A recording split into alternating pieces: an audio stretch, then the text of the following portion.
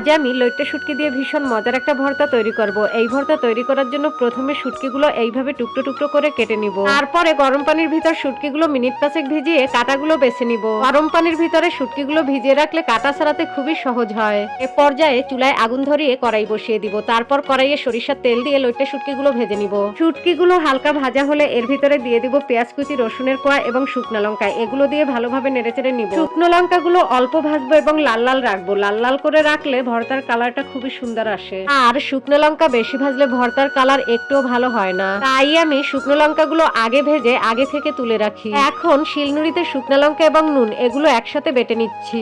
তারপরে লইট্টা শুটকি, পেঁয়াজ এবং রসুন এগুলো দিয়ে ভালোভাবে মিহি করে বেটে নিব। যে কোনো শুটকি ভর্তা একটু মিহি করে বেটে নিলে খেতে খুবই মজা লাগে। যে কোনো শুটকি ভর্তা করার সময় আমি সবসময় মিহি করে বেটে নেই। এইভাবেই তৈরি করে ফেললাম ভীষণ স্বাদের লইট্টা শুটকি ভর্তা।